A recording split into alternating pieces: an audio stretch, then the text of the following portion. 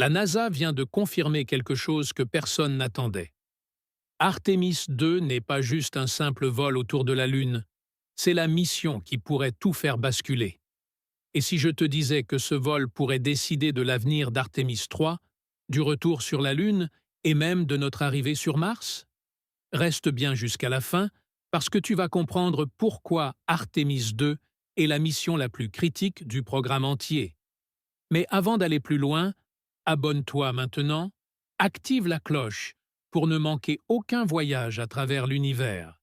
Chaque semaine, on explore ensemble les grands mystères du cosmos. Prépare-toi à un voyage vertigineux, parce que ce que tu t'apprêtes à découvrir va littéralement changer ta façon de voir la réalité. Prêt? On y va. Tu t'es sûrement demandé pourquoi Artemis 2 choque tout le monde alors qu'elle ne va même pas se poser sur la Lune? Qu'est-ce que cette mission va réellement tester? Et surtout, qu'est-ce que ça change pour Artemis 3, le retour historique de l'humanité sur la Lune? Dans cette vidéo, non seulement je vais répondre à tout ça, mais tu vas aussi découvrir des enjeux beaucoup plus grands que ce que la NASA communique publiquement. Parce qu'Artemis 2, c'est la mission qui peut faire décoller ou s'effondrer tout le programme lunaire moderne. Et si je te disais qu'Artemis 2 est bien plus risqué qu'Artemis 1? Souviens-toi, Artemis 1, c'était un vol sans astronaute, un test massif, presque une répétition générale. Mais Artemis 2, c'est la première fois depuis plus de 50 ans que des humains vont quitter l'orbite terrestre pour voler autour de la Lune. Et tout ce qu'ils vont vivre, vibrations, température, radiation, communication, n'a jamais été vécu par aucun humain de notre génération. Artemis 2 permettra de valider définitivement le système de survie d'Orion, sa navigation et sa communication. Mais attention, ce que l'équipage va tester va beaucoup plus loin que ce qu'on imagine. Artemis 2 ne va pas seulement vérifier si des écrans s'allument ou si des boutons fonctionnent. Cette mission doit répondre à une seule question, beaucoup plus grave. Est-ce que le vaisseau Orion peut réellement garder des humains vivants, lucides et en bonne santé pendant plusieurs jours, loin de la Terre? Pendant ce vol complet autour de la Lune, chaque détail va être observé. La qualité de l'air, la gestion du CO2, le sommeil des astronautes, le stress physique et mental, les radiations cosmiques, impossible à bloquer totalement hors de l'orbite terrestre. Car cette fois, il n'y a plus de retour d'urgence possible. Une fois engagés autour de la Lune, les astronautes Artemis devront faire confiance à Orion sans filet. Et ce test est absolument crucial pour la suite, parce qu'Artemis 3 demandera encore plus que survivre. Elle exigera une manœuvre d'une précision extrême, un rendez-vous spatial entre Orion et le Starship lunaire de SpaceX, en orbite autour de la Lune. Une erreur de navigation, un problème de communication ou un équipage affaibli, et tout le scénario d'atterrissage s'effondre. Et justement, ce Starship, c'est ce qui pourrait tout changer ou tout retarder. Le point suivant va totalement remettre en question ce que tu pensais sur la date réelle d'Artemis 3. Et si je te disais que la vraie raison du choc autour d'Artemis 2 se trouve en réalité dans Artemis 3? La NASA annonce officiellement Artemis 3 pour 2026. Sur le papier, tout semble prêt. Le calendrier existe, les objectifs sont clairs, les annonces sont maîtrisées. Mais en coulisses, une condition dépasse toutes les autres. Une condition silencieuse, rarement mise en avant, et pourtant absolument décisive.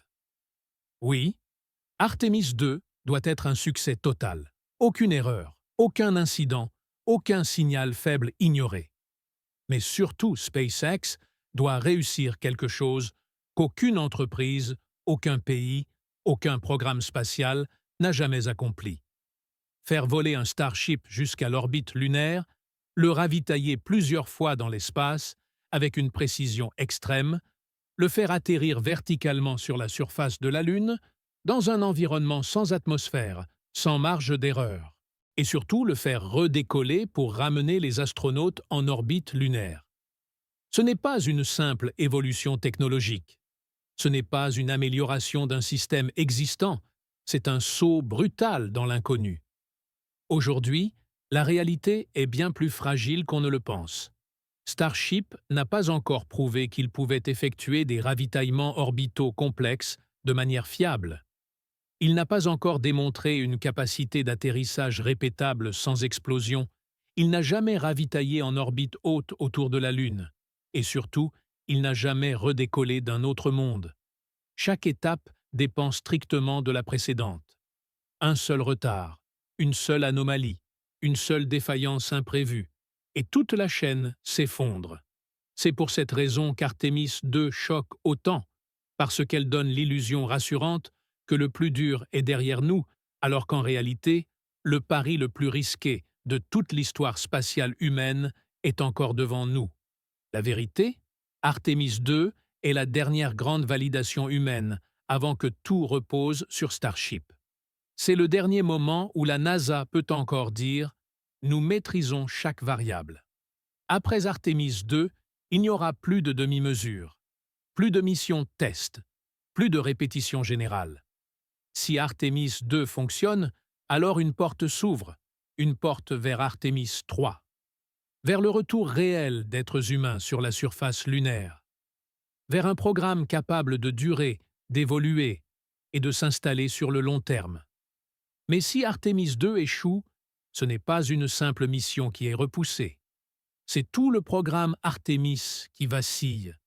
Des années de préparation, des milliards de dollars, des partenariats internationaux entiers remis en question. Dans ce cas, le retour sur la Lune glisse.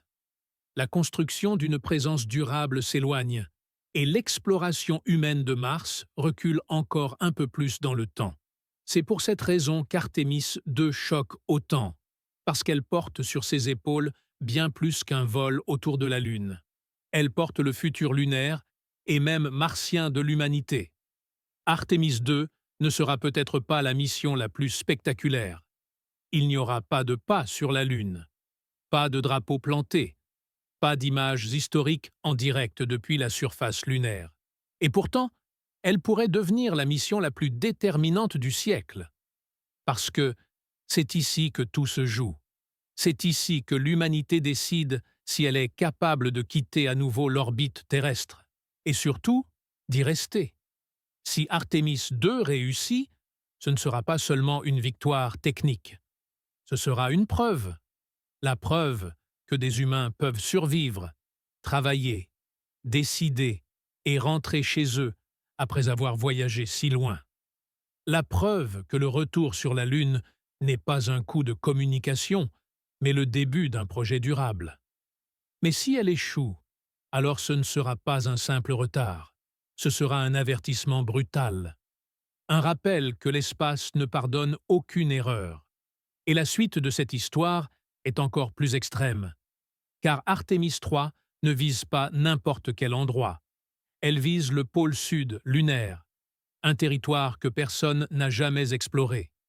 Un environnement rempli d'ombres permanentes, de pentes dangereuses, de températures extrêmes, et pourtant le lieu le plus stratégique de toute la Lune. Pourquoi est-il si convoité? Pourquoi est-il aussi dangereux? Et pourquoi pourrait-il décider de notre capacité à aller un jour sur Mars? C'est exactement ce que nous allons explorer dans la prochaine vidéo. Parce que le retour sur la Lune n'est pas une fin, c'est une répétition générale pour quelque chose de bien plus grand. Abonne-toi, reste avec nous, car l'histoire de l'exploration humaine ne fait que commencer.